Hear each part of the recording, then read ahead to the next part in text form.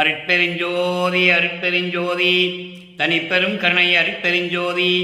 எல்லா உயிர்களும் இன்புற்று வாழ்க, வள்ளல் மலரடி வாழ்க வாழ்க, கொல்லா விரதம் குவளை எல்லாம் ஓங்குக, நல்லோர் நினைத்த நலம் பெறுக, நன்றி நினைத்த எல்லோரும் வாழ்க இசைந்து.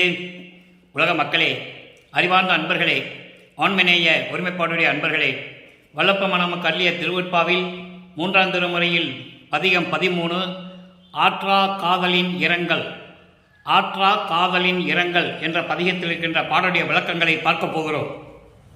இந்த 13வது பதிகம் ஆற்றா காதலின் இரங்கல் என்பது 11 பாடல்களை கொண்ட ஒரு பதிகம். இந்த 11 பாடல்களிலும் இறைவன் எப்படிப்பட்ட இறைவன், இந்த சமயங்களும் மதங்களும் மார்க்கங்களும் சூழ்ந்திருந்த காலகட்டங்களில் இறைவனை எப்படியெல்லாம் உருவகப்படுத்தினார் என்பதையும், அதன் பிறகு இறைவனின் மீது வைத்திருந்த காதல் நிறைவேறாததனால் அதை சகித்து கொள்ள முடியாது என்று சொல்லி தோழியிடம் தலைவி கூறுவது போல, வல்லப்பமானவர்கள் தன்னை தலைவியாகவும் இறைவனை தலைவனாகவும் உருவகப்படுத்தி உள்ளத்தை தோழியாக வர்ணனை செய்து இந்த பாடலை நமக்கு அருளியிருக்கிறார்கள். பாடலுடைய மைய கருத்து என்னவென்றால், வல்லப்பமானவர்கள் இந்த மண்ணுலைக்கு வருவிக்க உற்று 9 ஆண்டுகள் வரையிலும் தான் யார் என்ற தெரியாத நிலையில் இருந்தபோது, அதன் பிறகு அருட்பெருஞ்சாண்டவர் வந்து ஆட்கொண்ட பிறகு அவர் வருவிக்க உற்றவர், இறைவனால் வருவிக்க உற்றவர் என்ற மட்டும் நிலை அவருக்கு தெரிகிறது. சமயங்களும் மதங்களும் மார்க்கங்களும் சூழ்ந்திருந்த காலகட்டங்களில் இறைவனை பார்ப்பதற்காக திருவொற்றியூர் சொல்லுகிறார். இதுவரையிலும் 12 பதிகத்தினுடைய பாடலுடைய கதை பொருள்களின் சுருக்கம். அதான் இந்த பதிகத்துடைய பொருள் உங்களுக்கு விளங்கும், புரியும். அப்போ இந்த பதிகத்தில் 3ஆம் திருமுறையிலே இதுவரைக்கும் நாம் பார்த்த பாடலுடைய விளக்கம் என்னவென்றால், அதனுடைய சிறிய முன்னுரை. திருவொற்றியூரிலே தியாகராஜ பெருமானை பார்ப்பதற்காக தெருவிலே நின்றுகின்ற போது தியாகராஜ பெருமான் இவரை பார்த்தவுடனே இவரை திரும்பி பார்க்காமல் தெருவழியாக ஓடுகிறார். அதன் பிறகு நாரையையும் கிளிகளையும் தூது அனுப்புகிறார். எந்த விதமான பலனும் இல்லை. அதன் பிறகு இறைவன் வந்து காட்சி கொடுத்து மறைந்து விடுகிறார். எந்த விதமான பலனும் இல்லை. அதன் பிறகு அவருடைய மன வருத்தத்தை ஒரு தோழியிடம் சொல்லுவது போல, நிறைவேறாத காதலை பற்றி வருந்தி தலைவி வந்து தோழியிடம் சொல்லுவது போல இந்த பாடலை நமக்கு அருளியிருக்கிறார்கள். அதை தான் பார்க்க போகிறோம். இந்த பாடலுடைய விளக்கத்தை பார்த்த பிறகு, சமரச சுத்த சன்மார்க்கத்தை பெற்ற பிறகு 6ஆம் திருமுறையிலே இந்த பாடலுக்கு ஏற்றபடி, இந்த பாடலிலே கூறப்பட்ட நிலைகளுக்கு ஏற்றபடி எப்படி விளக்கம் இருக்கிறது என்பதை 6ஆம் திருமுறையிலே நமக்கு அருளியிருக்கிறார்கள். அதையும் பார்க்க போகிறோம். சமயங்களும் மதங்களும் மார்க்கங்களும் சூழ்ந்திருந்த காலகட்டங்களில் இறைவனுடைய திருவிளையாடலால், அருட்பெருஞ்சோதி ஆண்டவருடைய திருவிளையாடலால் தன் மகனை அந்த சமயங்களிலும் மதங்களிலும் மார்க்கங்களிலும் பற்று வைத்து அங்கே இருக்க செய்கிறார். அதன் பிறகு மகனை இது இனிமே தேவையில்லை, 4 யோகங்களும் முடிந்து விட்டது, இனிமே மக்களுக்கு தேவையான சுத்த சன்மார்க்கத்தை நிறுவி அதை நான் உன் கையில் ஒப்படைக்கப் போகிறேன் என்று சொல்லிய பிறகு, சமரச சுத்த சன்மார்க்கத்தை பெற்ற பிறகு இந்த பாடலுக்கு ஏற்றபடி இறைவன் வடலூரில் இருக்கின்ற இறைவன் அருட்பெருஞ்சோதி ஆண்டவர் என்பதையும், இந்த பிரபஞ்சத்தை உருவாக்கியவர் அவர்தான் என்பதையும், அதன் பிறகு அவரிடம் எப்படியெல்லாம் அருளை பெற்றுக்கொண்டார் என்பதையும் நமக்கு தெளிவாக அருளியிருக்கிறார்கள். அதன் பிறகு அவர் எப்படி இறைவன் ஆனார் என்பதையும் இந்த பாடலிலே நாம் பார்க்க போகிறோம். சமரச சுத்த சன்மார்க்கத்தை பெற்ற பிறகு இந்த விளக்கத்தை மக்களுக்கு கூற வேண்டியது கடமை என்பதால் இந்த பாடலை நமக்கு அருளியிருக்கிறார்கள். காரணம், அவரே ஒரு தாயின் வழியாக வருவிக்க உற்று உலகியலிலே இருந்ததனால் அதன் விளக்கங்களை பாடல்களின் மூலமாக நமக்கு அருளியிருக்கிறார்கள். அதை தான் நம்ம பார்த்து கொண்டிருக்கிறோம். இப்போ பாருங்க, 1வது பாடல் ஆற்றா காதலின் இரங்கல். அதாவது இறைவனுடைய அன்பை பெற முடியாமல், இறைவனுடைய அருளை பெற முடியாமல் எப்படி மனம் வேதனைப்படுகிறார் என்பதை உள்ளத்திடம் சொல்வது போல உலக மக்களுக்கு தெரிவிக்கிறார். இதான் பாடலுடைய மைய கருத்து. அதை வர்ணனை செய்து சொல்லுகிறார். ஏன்னா ஒரு காதலை, ஒரு அன்பை சொல்லும்போது காதலின் மீது எவ்வளவு பற்று கொண்டுள்ளோம், எவ்வளவு அன்பு கொண்டுள்ளோம் என்பதை ஒரு பெண்ணாக உருவப்படுத்தினால்தான் சொல்ல முடியும். அதனால்தான் தன்னை தலைவியாகவும் இறைவனை தலைவனாகவும் உருவகப்படுத்தி வர்ணனை செய்து இந்த பாடலை நமக்கு அறியிருக்கிறார்கள் என்பதை நீங்கள் புரிந்து கொள்ள வேண்டும். இப்போ பாடலை பார்க்க போகிறோம். அதன் பிறகு பதவுரை பார்த்த பிறகு பாடலின் தெளிவுரை, பாடலுடைய தெளிவுரை பார்த்த பிறகு சுத்த சன்மார்க்க விளக்கம். ஏன் இந்த பாட்டை நமக்கு அருளி இருந்தார்கள், அதன் பிறகு ஏன் இது நிலைகள் மாறி அருட்பெருஞ்சாண்டவர்கள் எப்படி அருளை பெற்றுக் கொண்டார் என்பதை பார்க்க போகிறோம். நல்லா கவனிச்சுக்கிட்டே வாங்க. மந்தாகினி மந்தாகினி வான்மதி மத்தம் மருவும் சடையார். மந்தாகினி வான்மதி மத்தம் மத்தம் மருவும் சடையார். மாசு அடையார். நுந்தா விளக்கின் சுடர் அணையார். நோவா நுதலார் கண்ணுதலார். உந்தா ஒலிக்கும் ஓதமளி ஒற்றியூரில் உற்று எனக்கு தந்தார் மயல். நல்லா கவனிக்கணும். நீங்க வருவிக்க உற்றதிலிருந்து ஒவ்வொரு ஆண்டுகளாக 8 ஆண்டுகளாக எப்படி அருட்பெருஞ்சாண்டவர் திருவிளையாடல் செய்து மகனுக்கு அருளை கொடுக்கிறார் என்பதை நாம் பார்த்து கொண்டிருக்கிறோம். அதை நீங்கள் நல்லா மனசில் வச்சுக்கணும். ஒரே நாளில் இது நடந்தது அல்ல. 51 ஆண்டுகள் நடக்கின்ற நிகழ்ச்சி திருவிளையாடல். அருட்பெருஞ்சாண்டவருடைய திருவிளையாடல் 51 ஆண்டுகள் நடந்து கொண்டிருக்கிறது. ஒவ்வொரு 8 ஆண்டுகளிலும் தன் மகனை எப்படி தயார்படுத்துகிறார். இந்த பிரபஞ்சத்தை இயக்க வைக்கணும். அப்போ ஒரு மகனை தயார்படுத்தணும். அதை தான் நம்ம திருவிற்பாவில் பார்த்துக்கிட்டு இருக்கோம் என்பதை நீங்கள் புரிந்து கொள்ள வேண்டும். இப்போ பாருங்க, தந்தார் மயல் என்னோ என் சகியே. சகியே என்பது தோழி. என் சகியே இனி நான் சகியேனே. இது பாடல். இப்போ அந்த பாடலில் வருகின்ற பதவுரை, அதன் பின் விளக்கம். மந்தாகினி மந்தாகினி என்பது கங்கை நதி. கங்கை நதி வான்மதி. வான்மதி அதாவது பிறை சந்திரனை சூடியது. மத்தம் மருவும் சடையார். மத்தம் என்பது ஊமத்தப்பூ. ஊமத்தப்பூவு பிறை சந்திரன் கங்கையை சடையில் சூடிய இறைவன். இறைவனை எப்படி உருவப்படுத்தான்னு பார்க்கணும். இது சொல்ல வேண்டிய கட்டாயம். காரணம், பிரபஞ்சம் தோன்றிய காலத்திலிருந்தே 4 யுகங்களிலும் கிரேத யுகம், திரேத யுகம், துவார யுகம், கலியுகம், இந்த 4 யுகங்களிலுமே இறைவனை எப்படி உருவகப்படுத்தினார்கள் என்பதை நமது பிள்ளை பெருமானவர்களும் கூறுகிறார்கள். அதுதானே உண்மை. அவர் அப்ப அந்த சமயத்தில் தான் இருந்துகிட்டு இருக்காரு. அவருக்கு சுத்த சன்மார்க்கம் தெரியாது. இறைவனுடைய திருவிளையாடல் நடந்து கொண்டு இருக்கிறது. அவருக்கு மறைப்பு நிலை இருந்து கொண்டு இருக்கிறது. அதை நீங்க நல்லா புரிஞ்சுக்கணும். இப்போ அப்படிப்பட்ட இறைவன் சடையிலே கங்கையை சூடியவன், பிறை சந்திரை சூடிய இறைவன், ஊமத்து பூவை அதான் மத்தம் மருவும் என்று சொல்லுகிறார். ஊமத்து பூவை சடையில் சுடுகின்ற இறைவன். மாசு அடையார். சுத்தமானவன், குற்றம் குறைகளும் இல்லாமல் சுத்தமான இறைவன். நுந்தா விளக்கின் சுடர் அணையார். நுந்தா என்பது அணையா விளக்கு. அணையா விளக்கு என்பது என்ன? நிரந்தரமாக சுடர் விட்டு கொண்டிருக்கின்ற இறைவன். அதான் சொல்றார், நுந்தா விளக்கின் அணையார். அணையாத விளக்கு போன்று நிரந்தரமாக ஒளி வீசிக் கொண்டிருக்கின்ற இறைவன். இப்படியெல்லாம் உருவப்படுத்தினவர் சுத்த சன்மார்க்கத்தை பெற்ற பிறகு அருட்பெருஞ்சோதி எப்படி இருக்கான்னு சொல்லுவார். நல்லா கவனிச்சுட்டே வரணும். நீங்க அருட்பெருஞ்சோதி ஆண்டவர் யாருன்னா அவர் சுத்த சன்மார்க்கத்தை பெற்ற பிறகுதான் தெரியும். சுடரணையார். நோவா நுதலார். அதாவது வருத்தமில்லாத முகமுடையவர்னா அழகான மலர்ந்த முகமுடையவர். மலர்ந்த முகமுடையவர். கண்ணுதலார். நெற்றிக்கண் உடையவர். உந்தா ஒலிக்கும் ஓதமளி. உந்தா ஒலிக்கும் என்பது எந்நேரமும் கடல் அலைகளுடைய அந்த ஓசை கேட்டுக்கொண்டிருக்கின்ற கடல் அலை ஓசை கேட்டுக்கொண்டிருக்கின்ற திருவொற்றியூரிலே இருக்கின்ற இறைவன். உற்று எனக்கு தந்தார் மயல். நான் திருவொற்றியூர் கோயிலுக்கு இறைவனை பார்ப்பதற்காக சென்றபோது எனக்கு காட்சி கொடுத்து மயக்கத்தை கொடுத்தார். அந்த பேரின்பத்தை கொடுத்தார். பார்க்கிற இன்பத்தை கொடுத்தார். அதன் பிறகு மறைந்து விட்டார். எதற்காகவோ தெரியவில்லை. என்னே என்று சொல்லுகிறார். என்னோ என்றால் எதற்காகவே தெரியவில்லை. என் தோழியே, இதை நான் சகித்துக் கொள்ள முடியாது. அதாவது தலைவனுடைய காதலை விரும்பிக் கொண்டிருக்கும் போது அந்த காதல் நிறைவேறவில்லை. அப்படி நிறைவேறாத காதலை இனிமேல் என்னால் சகித்துக் கொள்ள முடியாது என் தோழியே என்று உள்ளத்திடம் சொல்லுவது போல உலக மக்களுக்கு சொல்லுகிறார். இப்போ இந்த விளக்கத்தை பார்க்க போறோம். பொருளை பார்த்த பிறகு உலக மக்களுக்கு இதனால் அவர் என்ன தெரிவிக்கிறார் என்பதையும் பார்த்து விடலாம். இப்போ இப்படி இருக்கின்ற தோழியை இறைவனை பார்க்க முடியலன்னு சொல்றார். கங்கையை தலையை சூடிய இறைவன், பிறை சந்திரனை சடையில் சூரிய இறைவன், ஊமத்து பூவை சடையில் சூரிய இறைவன். அப்படிப்பட்ட இறைவன் மாசு அடையார். சுத்தமான இறைவன். குறைகள் குற்றங்கள் இல்லாத இறைவன்.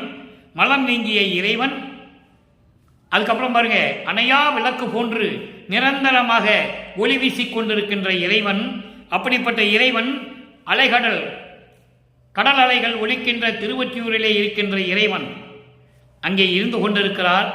நான் இறைவனை பார்ப்பதற்காக திருவொற்றியூர் சென்றபோது எனக்கு மயல் தந்தார், எனக்கு காட்சி கொடுத்து அந்த உற்சாகத்தை கொடுத்து எனக்கு காட்சி அளித்தார். இருந்தாலும் அருள் கிடைக்கவில்லை. எதற்காக காட்சி கொடுத்தார், மயல் தந்தார் என்று எனக்கு தெரியவில்லை. காதல் மயக்கத்தை கொடுத்து விட்டார். நான் இறைவன் மீது காதல் கொண்டுள்ளதனால் எனக்கு காதல் மயக்கத்தை கொடுத்து விட்டார் என் தோழியே, என்னவென்று எனக்கு தெரியவில்லை. இனிமேல் இதையெல்லாம் சகித்துக் கொள்ள முடியாது என்று சொல்லுகிறார். படிப்படியாக பதிகங்களை அவர் உருவாக்கும் போது நாம் இறுதி கட்டத்துக்கு, 3ஆம் திருமுறையினுடைய இறுதி கட்டத்துக்கு வந்து கொண்டிருக்கிறோம். இறைவனை காட்சி கொடுத்து தெருவழியாக ஓடுறத சொன்னாரு, நாரையும் கிளிகளையும் தூது அனுப்புற சொன்னாரு, ஒரு குறைச்சி பெண்ணுகிட்ட போய் குறி கட்டதையும் சொல்லிட்டாரு, இறைவன் காட்சி கொடுத்து மறந்ததையும் சொல்லிட்டாரு. இப்ப காதல் மயக்கத்தை கொடுத்து எந்த விதமான பலனும் இல்லை என்று சொல்லுகிறார். படிப்படியாக வந்து கொண்டிருக்கிறது. இப்போ இந்த நிலையை, இந்த பாடலுடைய பொருளை நம்ம பார்க்க போறோம், வரிவிடாம பார்க்க போறோம். கவனிங்க. கங்கையை தலையில் கொண்டவர் இறைவன், பிறைசந்திரனையும் ஊமத்தம்புவையும் தலையில் சூடிய இறைவன், அப்படிப்பட்ட மலங்கள் நீங்கிய இறைவன், சுத்தமான இறைவன், அணையா விளக்கு போல இந்த பிரபஞ்சத்திலே ஒளி வீசிக் கொண்டிருக்கின்ற இறைவன். இப்படியெல்லாம் சொல்லிதான் ஆகணும். ஏன்னா வேதங்களும் ஆகமங்களும் 4 யுகங்களிலுமே இறைவனை இப்படிதான் வரணும்னு செஞ்சுட்டு இருக்கு. உண்மையான நிலை யாருக்குமே தெரியாது என்பதை சுத்த சன்மார்க்கத்தை பெற்ற பிறகு சொல்லுவார். அதை நீங்க நல்லா புரிஞ்சுக்கிட்டே வரணும். இன்னும் நிறைய விளக்கங்கள் இருக்கிறது. அடுத்த பதியம், இந்த பதியம் முடிஞ்ச உடனே நம்ம அடுத்த பதியத்துக்கு போகும்போது இந்த சமயங்களிலும் மதங்களில் இருக்கின்ற சங்கற்ப விகற்பங்களை பற்றி தெளிவாக கூறியிருப்பார். அதையெல்லாம் நம்ம பார்க்க போறோம். அப்ப நெற்றிக்கண் உடையவர், மலர்ந்த முகமுடையவர், அப்படிப்பட்ட இறைவன் திருவொற்றியூரிலே இருந்து கொண்டிருந்து இருக்கிறார். நான் இறைவனை பார்க்க சென்றேன். அப்போ எனக்கு காதல் மயக்கம் தந்தார். எதற்காக என்று தெரியவில்லை. அதன் பிறகு நான் இறைவனை பார்க்க முடியவில்லை. இப்படி என்னுடைய நிறைவேறாத காதலை நினைத்து என்னால் சகித்துக் கொள்ள முடியவில்லையே என் தோழி என்று சொல்லி உள்ளத்திடம் சொல்லுவது போல இந்த பாடலை நமக்கு அறிவிக்கிறார்கள். இந்த பாடலின் மூலம் உலக மக்களுக்கு தெரிவிப்பது வல்லப்பமான் என்ன தெரிவிக்கிறார் என்றால் அதையும் சொல்லி ஆகணும். உலக மக்களே, ஏன்னா இதுவரைக்கும் 201 ஆண்டுகளாக இறைவனை பற்றி, வள்ளல் பெருமானை பற்றி யாருமே சொல்லல. சிவபெருமானால் உருவாக்கப்பட்ட முருகனை சொன்னார்கள், பராசக்தியால் உருவாக்கப்பட்ட பிள்ளையாரை விநாயகரை சொன்னார்கள். இப்படி ஒவ்வொரு திருவிளையாடலையும் இந்த உலக மக்களுக்கு சொன்னார்கள். உண்மைதான், யாரும் மறுக்க முடியாது. அதே நேரத்தில் அருப்பெருஞ்சோதி ஆண்டவருடைய திருவிளையாடலை சொல்லணும் இல்லை, அது திருவருட்பாவே இருக்கு. எப்படி திருவிளையாடல் செய்கிறார் தன் மகனை வைத்து 51 ஆண்டுகள். அதுதான் 1ஆம் திருமுறையிலிருந்து 6ஆம் திருமுறை வரைக்கும் நம்ம பார்த்துட்டு இருக்கோம். ஒவ்வொரு பாடலையும் ஒப்பிட்டு பார்த்துக்கிட்டு இருக்கோம். இப்போ இதனால் உலக மக்கள் என்ன தெரிவிக்கிறார்? உலக மக்களே, நான் ஒரு தாயின் வழியாக சமரச சுத்த சன்மார்க்கத்தை உலக மக்களிடம் சொல்லுவதற்காக நான் இறைவனால் வருவிக்க உற்றவன், இறைவனால் இறைவனாகவே வருவிக்க உற்றவன். அது பாடலில் இருக்கு, யாரும் மறுக்க முடியாது. அப்போ அந்த நிலையில் இருக்கும்போது 9ஆவது ஆண்டிலே இறைவன் வந்து என்னை அருட்பெருஞ்சோதி ஆண்டவர் ஆட்கொண்ட பிறகு எனக்கு மறைப்பு நிலை ஏற்பட்டு இந்த சமயங்களிலும் மதங்களிலும் மார்க்கங்களிலும் சுற்றி திரிந்து கொண்டிருந்தேன். சமயங்களிலும் மார்க்கங்களிலும் பற்று வைத்துக் கொண்டிருந்தது உண்மைதான், தெளிவாக சொல்லுகிறார். உபதேசத்திலையும் சொல்லுவார். இறைவன் மக்களோடு தோன்றும் துணையாக இருந்து கொண்டிருந்தார். அதான் உண்மை, அதுதான் சத்தியம். அதை அவரால் சொல்ல முடியாது. நான் இறைவனாகவே வருவிக்க விட்டோம்னு பாடலில் சொன்னார். அப்போ அந்த நிலையில் இருக்கும்போது நான் திருவொற்றியூருக்கு சென்று இறைவனை பார்க்கும்போது இந்த நிகழ்ச்சிகள் எல்லாம் நடந்து கொண்டிருந்தன. என்னை பார்த்து திருவழியாக ஓடுவதும், நான் மனம் நொந்து வருத்தப்பட்டு நாரையும் கிளிகளையும் தூதி அனுப்பி எந்த பலனும் இல்லை. ஒரு குறைச்சி பெண்ணிடம் போய் கூட குறிகட்டு விட்டேன், அதுக்கும் பதில் இல்லை. இப்படியெல்லாம் சூழ்நிலைகள் நான் இருந்து கொண்டிருந்தேன். உலக மக்களே, அப்படி நான் விரும்பிய காதலை, இறைவன் மேல் வைத்த அன்பை என்னால் நிறைவேற்ற முடியவில்லையே, அது நிறைவேறவில்லையே என்று சொல்லி இனிமேல் இதனால் சகித்துக் கொள்ள முடியாது உலக மக்களை என்று சொல்லி உலக மக்களுக்கு தெரிவிக்கிறார். இப்போ இந்த பாடுடைய விளக்கத்தை நம்ம பார்த்துட்டோம். இப்போ இந்த பாடுடைய விளக்கத்துக்கு ஏற்றபடி சமரச சுத்த சன்மார்க்கத்தை பெற்ற பிறகு எப்படி 6ஆம் திருமுறையிலே எந்தெந்த பாடலில் இருக்கிறது. இப்போ இந்த பாடலில் கூறப்பட்ட 3 நிலைகள் மறுபடியும் ஒரு தடவை உங்களுக்கு ஞாபகப்படுத்துகிறேன். கங்கையை தலையில் சூடிய இறைவன், பிறையை சூடிய இறைவன், ஊமத்து பூவை சடையிலே சூடிய இறைவன், அவர் திருவொற்றியூரில் இருக்கின்ற இறைவன் அணையா விளக்கு போல நிரந்தரமாக ஒளி வீசிக் கொண்டிருக்கின்ற இறைவன், நெற்றிக்கண்ணை உடைய இறைவன், மலர்ந்த முகம் கொண்ட இறைவன். இறைவனை உருவப்படுத்தினார். இப்போ சுத்த சன்மார்க்கத்தை பெற்ற பிறகு இறைவனை எப்படி சொல்றாரு நீங்க புரிஞ்சுக்கணும் இல்ல? அப்போ உண்மையான விளக்கம், சுத்த சன்மார்க்க விளக்கம் இங்க இருக்கு. அந்த ஒரு விளக்கத்துக்கு இப்ப நம்ம பார்க்க போறோம். 41வது பதிகம் 6ஆம் திருமுறை காட்சி கழிப்பு. இறைவனுடைய அந்த காட்சியை கண்டு எப்படி பேரின்பமாக இருந்தார். 1வது பாடல். அங்கே பார்த்த 1வது பாடலுக்கு இங்கே 1வது பாடலிலே விளக்கம். எப்படிப்பட்ட இறைவன்? அறிந்தானை, அறிவிக்கு அறிவானானை, அருப்பெருஞ்சோதியானானை சொல்லிட்டார. அறிந்தானை, இந்த பிரபஞ்சம் முழுவதையும் எல்லாவற்றையும் அறிந்தவன், சுயமாக தோன்றிய இறைவன், ஆதியும் அந்தமல்லா தோன்றிய இறைவன் அருப்பெருஞ்சோதி. அதான் சொல்றாரு அறிந்தானை. அறிவுக்கு அறிவானானை, மெஞ்ஞானம் அறிவு கொண்டவன். மெஞ்ஞான அறிவு கொண்டவன் யார் இந்த பிரபஞ்சத்தில்? 2 பேர் தான், அருப்பெருஞ்சோதி, அதுக்கப்புறத்து அவருடைய மகன் செல்வப்பிள்ளை, அதாவது வல்லற்பமானவர்கள். வேறு யாருக்கும் மெஞ்ஞானம் கிடையாது என்பதை திருவருட்பாவிலே கண்ட உண்மை, அதுதான் சத்தியம். அதுக்கப்புறம் அருப்பெருஞ்சோதியானானை இறைவன் யாருன்னு சொல்றாரு? அருப்பெருஞ்சோதி. அடியேன் அன்பில் செறிந்தானை, என்னுடைய அன்போடு பொருந்தியவனை, என் அன்பில் பொருந்தியவனை, என்பால் அன்பு கொண்டவனை, எல்லாம் செய்யவல்ல சித்தாய் சிறந்தானை, இந்த பிரபஞ்சத்தை இயக்கக்கூடிய எல்லா அருளாற்றங்களையும் கொண்டு சிறப்போடு விளந்து கொண்டிருக்கின்ற அருப்பெருஞ்சோதியை, அப்படிப்பட்ட ஆண்டவரை சிறுநெறியில் சென்றார் தம்மை பிரிந்தானை. அற்புதமான வரி இது.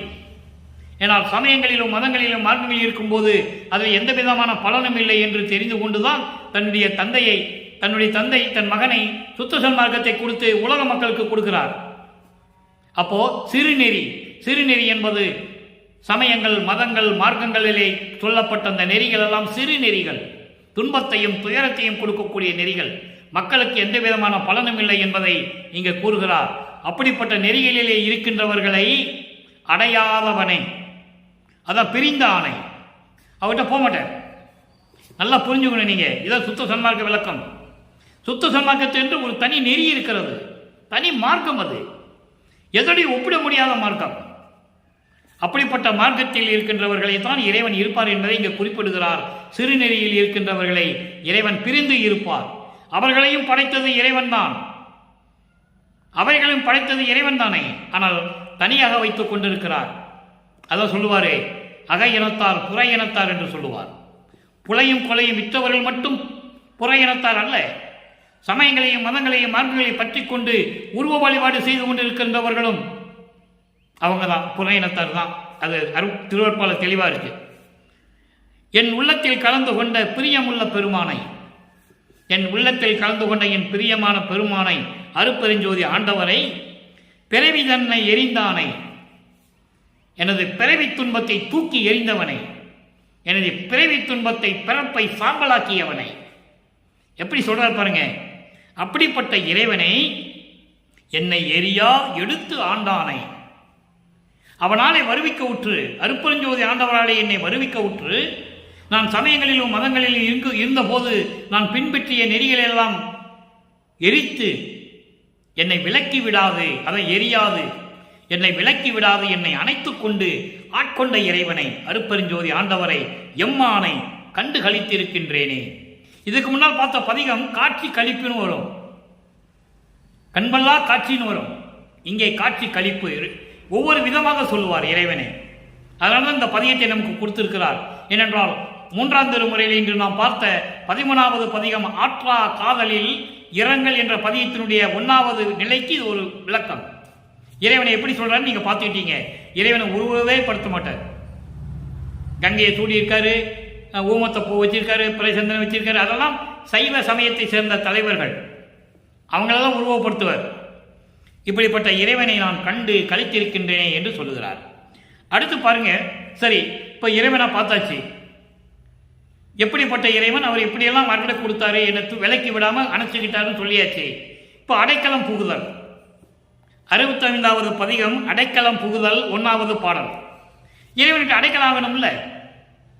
ஏன்னா வருவிக்க உற்று 24 ஆண்டுகள் வரையிலும் வள்ளற்பெருமானுக்கு வயது கிடையாது. அவரை பற்றி சொல்லும்போது வயதே சொல்லக்கூடாது. வருவிக்க உற்றதிலிருந்து என்று சொல்ல வேண்டும். வருவிக்க உற்று 24 ஆண்டுகள் வரையிலும் எந்த நிலையிலும் இல்லாமல் மனக்குழப்பத்தில் மன வருத்தத்தில் இறைவனை பார்க்க முடியாமல் என்று நினைத்துக் கொண்டு சமயங்களிலும் மதங்களிலும் மார்க்கங்களிலும் ஈடுபட்டு கொண்டிருந்தார். அது என்ன சொல்லிச்சு அப்படியே பின்பற்றிட்டு இருந்தாரு. திருநூறு பூசினாரு, உத்தரவாச்சல் போட்டிருந்தாரு, கொண்டை வச்சிருந்தாரு, பூ வச்சிருந்தாரு, பூநூல் போட்டிருந்தாரு, எல்லாம் இருந்தது. கடுக்காம் போட்டிருந்தாரு, எல்லாம் இருந்தது. ஆனால் சுத்த சன்மார்க்கத்தை வந்த பிறகு எப்படியெல்லாம் அதை நீக்கினார் என்பதை நம்ம பார்த்துட்டு இருக்கோம். அப்போ இறைவனிட்டு அடைக்கலம் சேரணும். அதுக்குன்னு தனியாக ஒரு பதியம் கொடுக்கிறாரே, உலக மக்கள் தெரிய வேண்டும் என்பதற்காக, உலக மக்களுக்கு உணர்த்த வேண்டும் என்பதற்காக.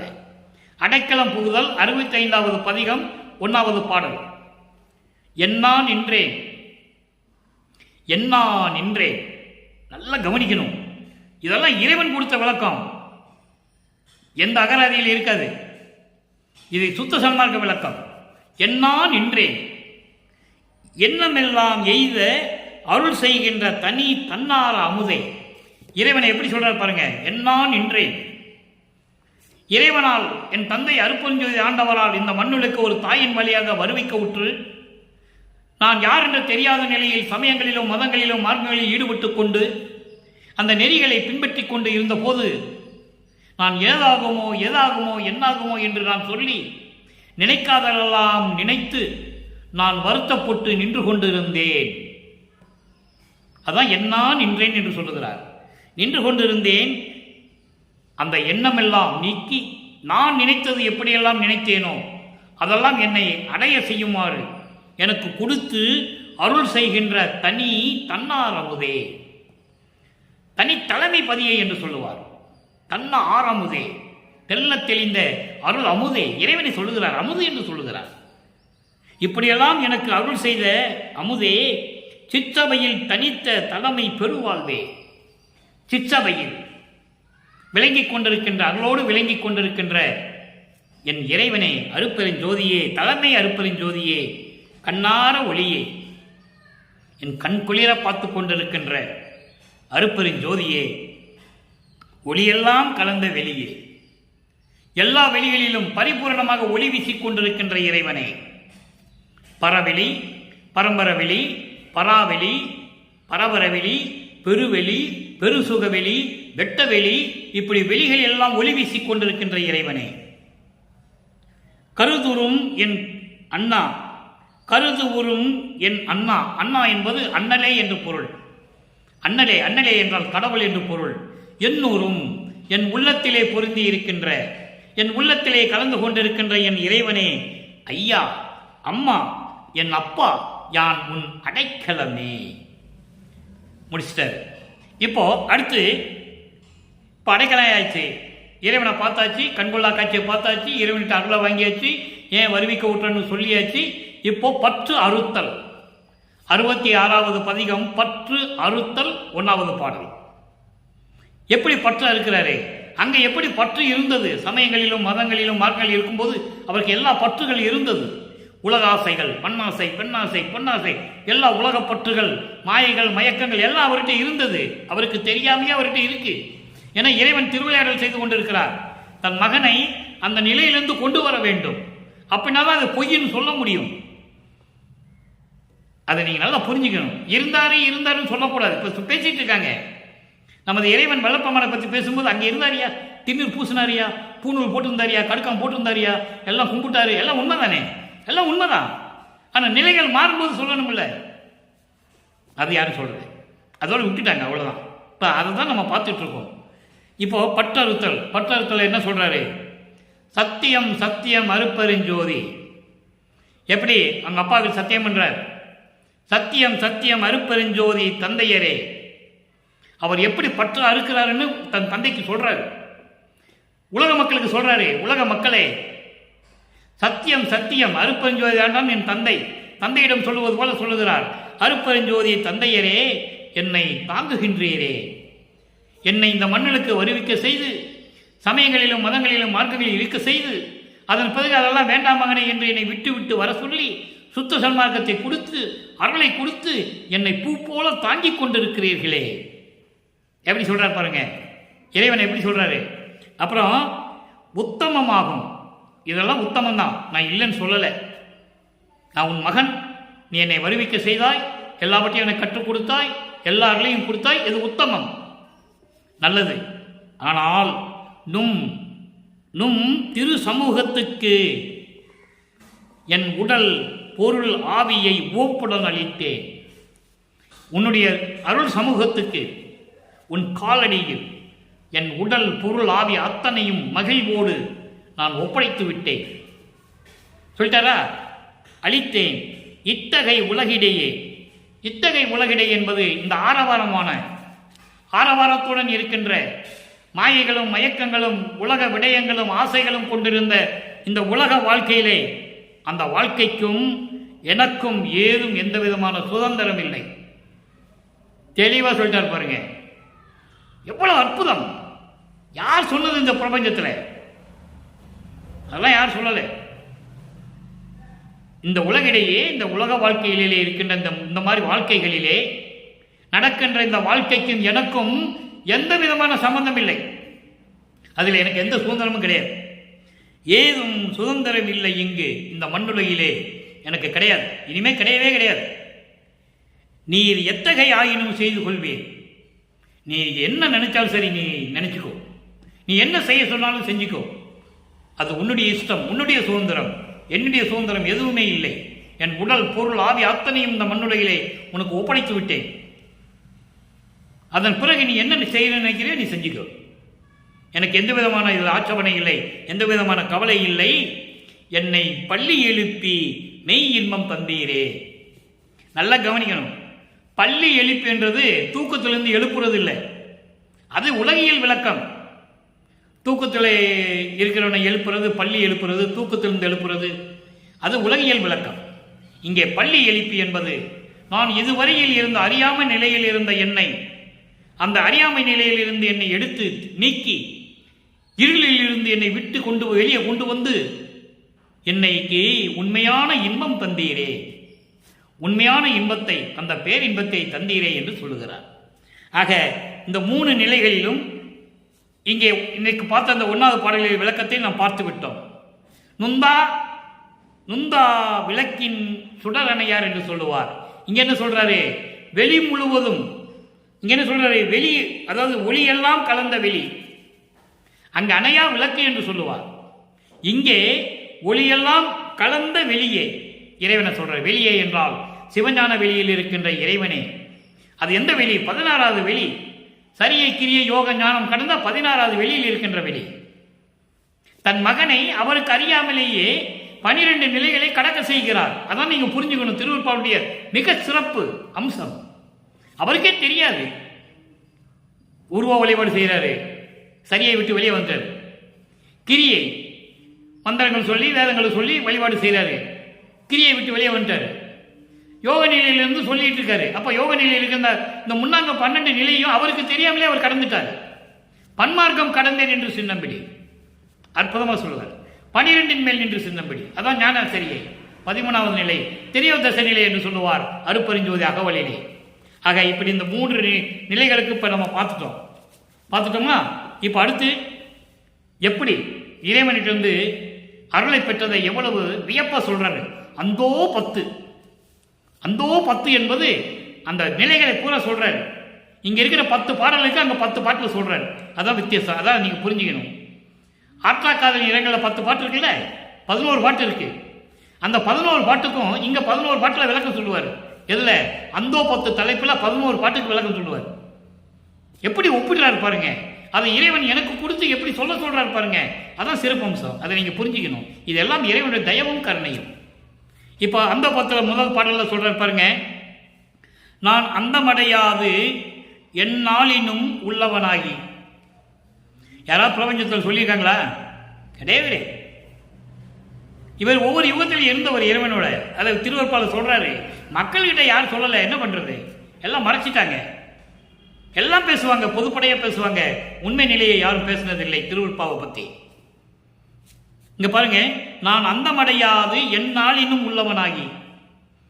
நான் மரணம் இல்லாமல் எந்த நாளினும் எப்போதுமே, எல்லா உலகத்திலும் எந்த இடத்திலும் எப்போதுமே நான் உள்ளவனாகி. அப்படின்னு என்ன அர்த்தம்? மரணமில்லா பெருவாழ்வு. மரணமில்லா பெருவாழ்விலை இருந்து கொண்டு நடிக்கும் வண்ணம். நடிக்கும் வண்ணம் என்பது நான் பிரபஞ்சத்தையே இயக்கக்கூடிய அளக்கு வகைக்கு. நடிக்கும் வண்ணம் என்பது பிரபஞ்சத்தை இயக்கக்கூடிய அளவிற்கு எனக்கு அருளை கொடுத்து மரணமில்லா பெருவாழ்வை கொடுத்து ஆனந்த அமுது அளித்தான். யாரு? ஆனந்த நடம்புரிவான். அப்படி படிக்கணும் இந்த பாட்டை. சும்மா பாட்டு படித்தா மட்டும் போதாது, மனசுக்குள்ளே இறைவனை நினைச்சு உருகணும். அப்பதான் அந்த விளக்கம் கிடைக்கும். அதாவது நான் அந்தமடையாது எந்த நாளிலும் உள்ளவனாகி இருக்கும்படி மரணமில்லா பெருவாழ்விலே என்னை இறக்க வைத்து நடிக்கும் வண்ணம் இந்த பிரபஞ்சத்தை இயக்கக்கூடிய அளவிற்கு எனக்கு ஆற்றலை கொடுத்து ஆனந்த அமுதளித்தான். யாரு? ஆனந்த நடம்புரிவான். அப்படி பேரின்பமாக அருளாட்சி செய்து கொண்டு அருளடனம் செய்து கொண்டிருக்கின்ற இறைவன் கொடுத்தான். அந்தோ அந்தோ, எவ்வளவு வியப்பு! உலக மக்களே, நீங்கள் புரிந்து கொள்ளுங்கள் என்று சொல்லி இந்த பாடலை நமக்கு அருளி இருக்கிறார்கள். அடுத்த ஒரு பதிவு எளிமையான பாடல், 2 வரி தான். அந்த பத்தில் ஒவ்வொரு பாடத்துக்கும் 2 வரி. அதுலேயே பிரபஞ்சத்தின் உண்மை பூரா அடங்கிடுச்சு. அடுத்து ஒரு நிலை, 72வது பதிகம், சுத்த சன்மார்க்க நிலை, 1வது பாடல். அங்கே சமயங்களிலும் மதங்களிலும் மார்க்கங்கள் இருக்கும்போது ஒன்றும் சொல்ல முடியாது அவரால். சன்மார்க்கத்தை பெற்ற பிறகு சுத்த சன்மார்க்க நிலை எப்படி இருக்கிறது என்பதை உலக மக்களுக்கு தெரிவிக்கிறார் நமது இறைவன் வல்லப்பெருமானவர்கள். 1வது பாடல். சித்திபுரத்தே தினந்தோறும், சித்திபுரத்தே தினந்தோறும். அங்கே திருவொற்றில் இருக்கின்ற இறைவன் சொல்லுவார். ஏன்னா அந்த காலகட்டங்களில் அப்படிதான் சொல்லி ஆகணும். அவருக்கு மறைப்பு நிலை இருந்தது, அவரும் அப்படிதான் சொல்லிட்டு இருந்தார். சுத்த சன்மார்க்கத்தை பெற்ற பிறகு உண்மையான இறைவன் யாரு? அவர் உண்மையான இருக்கிற இடம் எது? சித்திபுரம். சித்திபுரம் என்பது வடலூர். பிரபஞ்சத்திலேயே வடலூரில் தான் அருட்பெருஞ்சாண்டவர் இருக்கிறார். அங்கே இருந்து கொண்டுதான் தன் மகனோடு இருந்து கொண்டு பிரபஞ்சத்தை இறக்கிக் கொண்டு 5 தொழிலும் செய்து கொண்டு தந்தையும் மகனும் விளங்கி கொண்டிருக்கிறார்கள் என்பதை இங்கே நான் பதிவு செய்ய கடமைப்பட்டிருக்கிறேன். இது உண்மை, சத்தியம், யாராலையும் மறுக்க முடியாது. திருவருட்பாவிலே இருக்கு. சித்திபுரத்தே தினந்தோறும் சீர்கொள் அருள் சக்தி விழா நீடித்து தலைத்து ஓங்க. இதான் சுத்த சன்மார்க்க நிலை. வடலூரிலே தினந்தோறும் அருளோடும் புகழோடும் அருள் சக்தி விழா, அருளாட்சி விளங்கி கொண்டிருக்கிறது. நல்லா கவனிக்கணும். விளங்கி கொண்டு நீடித்து தலைத்து ஓங்க. எந்த நாளிலும் எந்த யுகத்திலும் இனிமே வருகின்ற காலங்களில் எல்லா யுகங்களும் முடிஞ்சிச்சு. அதுக்கு ஆயுசு முடிஞ்சு போச்சு.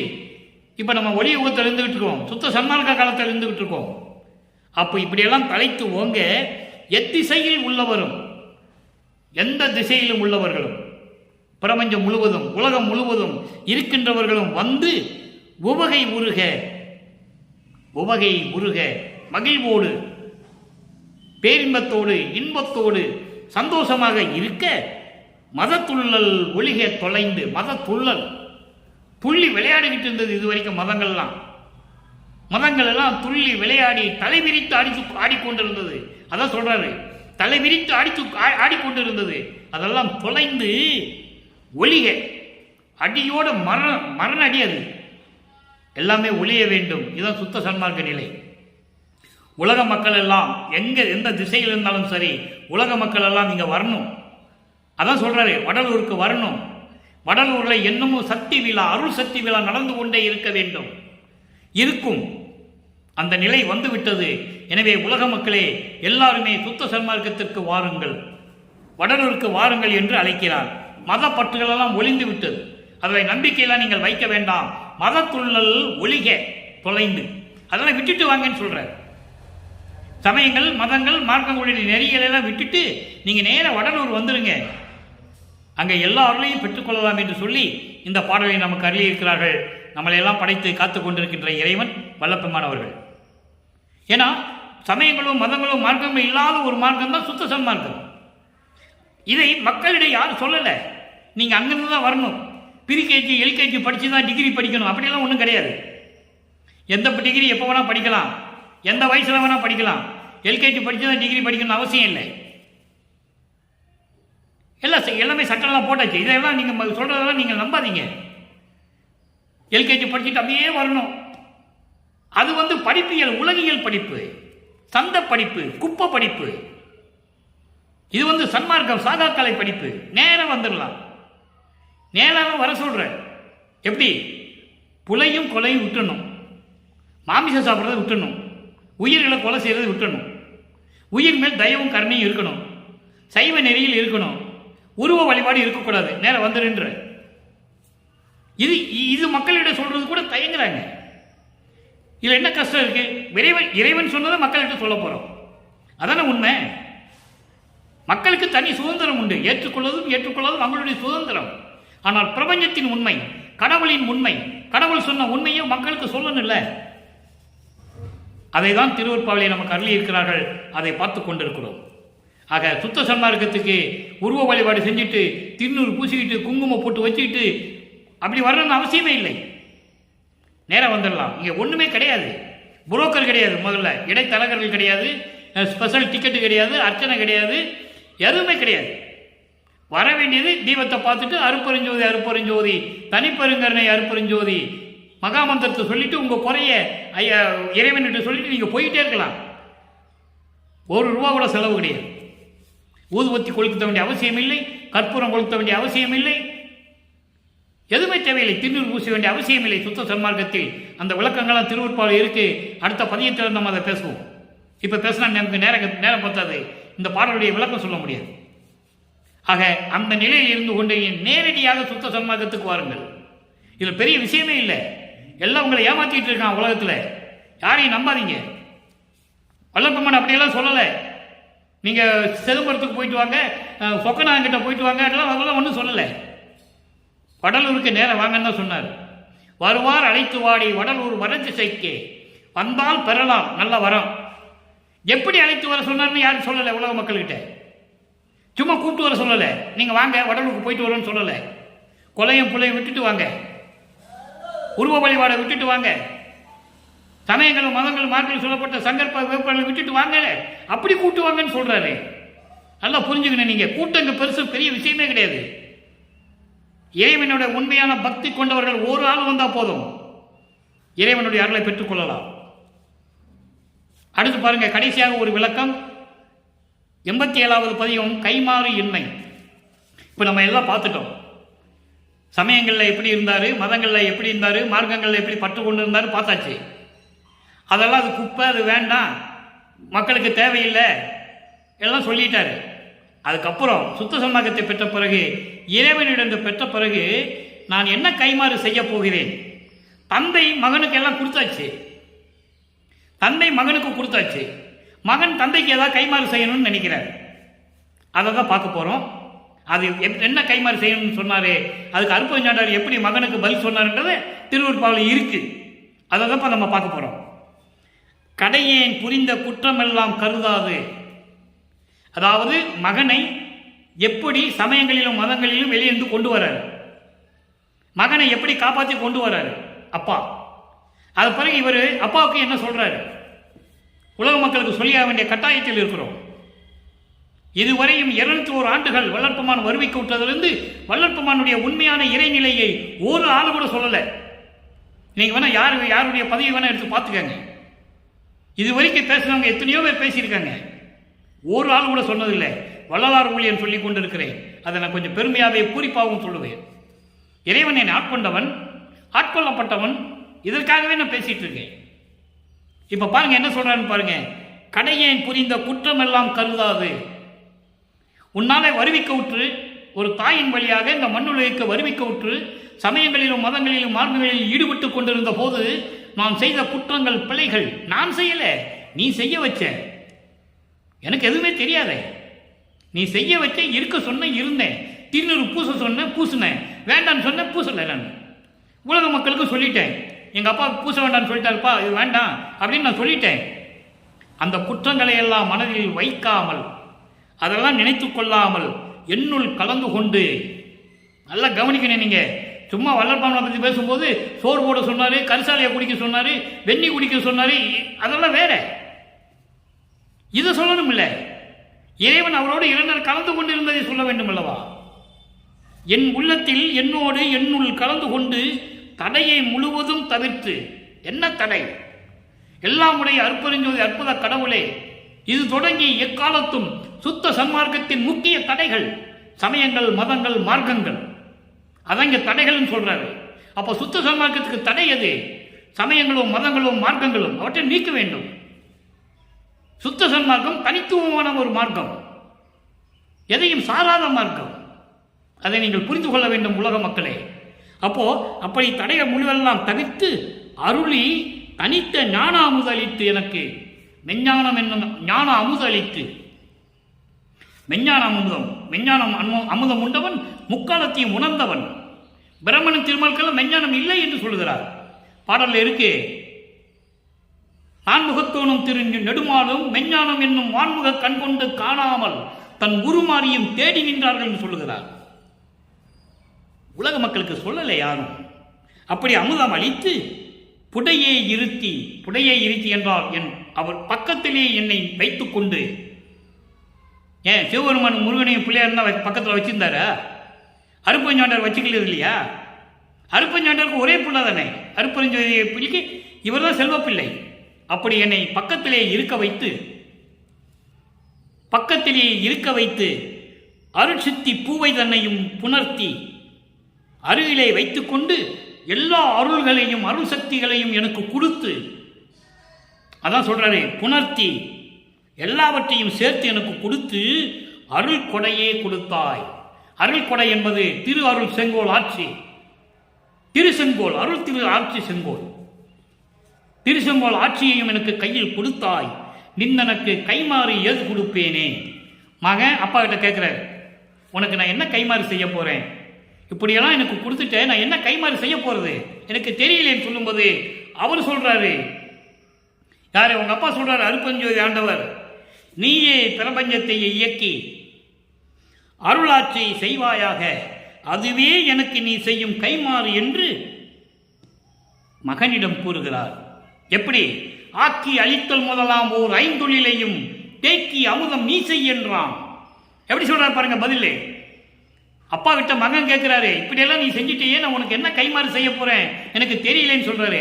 அவர் சொல்றாரு, படைத்தல் முதல் ஐந்தொழிலை நீ தான் செய்யணும், அதான் நீ எனக்கு செய்த கைமாறு. உலக மக்களை இயக்க வேண்டும், உலக மக்களை எல்லாம் சுத்த சன்மார்க்கத்தில் சேர்த்து அவங்களை பேரின்பமாக வைத்துக் கொள்ள வேண்டும். உலக மக்களிடம் கொலையும் புலையும் தவிர்க்க வேண்டும் என்று நீ அறிவுறுத்த வேண்டும்.